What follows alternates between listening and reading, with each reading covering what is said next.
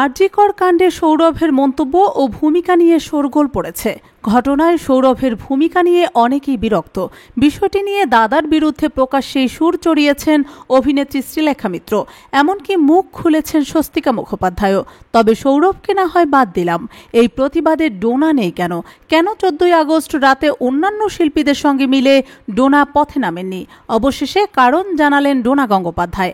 শনিবার এক অনুষ্ঠানে এসে ডোনা বলেন, আমরাও ঠিক করেছিলাম সেদিন 14ই আগস্ট পথে নামব, কিন্তু সানার হঠাৎ ডিহাইড্রেশন হয়েছিল, ও বমি করতে শুরু করেছিল, তাই আমাদের আর নামা হয়নি। তবে এই আমরা আর আমাদের বলতে কি ডোনা তার সঙ্গে জুড়ে সৌরভের কথাও বলতে চেয়েছেন? সৌরভেরও কি সেদিন পথে নামার পরিকল্পনা ছিল?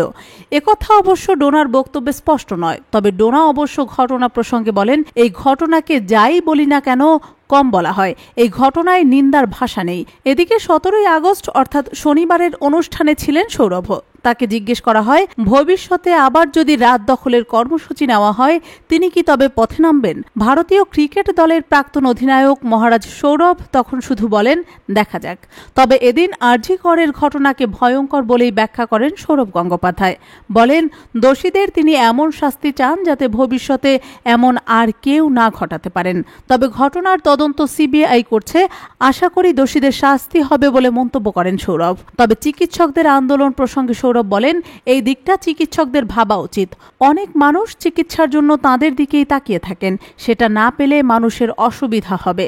এদিকে আরজিকরের ঘটনায় সৌরভ শুরুতে মন্তব্য করেছিলেন, একটি ঘটনা দিয়ে পশ্চিমবঙ্গকে সার্বিকভাবে বিচার করা উচিত নয়। এতে রাজ্যের মহিলাদের নিরাপত্তা বিঘ্নিত হয়েছে এমনটাও ভাবার দরকার নেই। রাজ্য হিসেবে পশ্চিমবঙ্গ ভালো, পশ্চিমবঙ্গ সহ ভারতের সর্বত্র মহিলাদের সুরক্ষা আছে। আর তাঁর এই মন্তব্যেই বেজায় চটেছেন শ্রীলেখা, স্বস্তিকা সহ আরও অনেকেই। এর আগে কি বলেন সৌরভ? এর আগে সৌরভ গঙ্গোপাধ্যায় বলেছিলেন, খুবই দুর্ভাগ্যজনক ঘটনা, ন্যাক্কারজনক ঘটনাও বটে। এমন অপরাধের কোনো ক্ষমা নেই।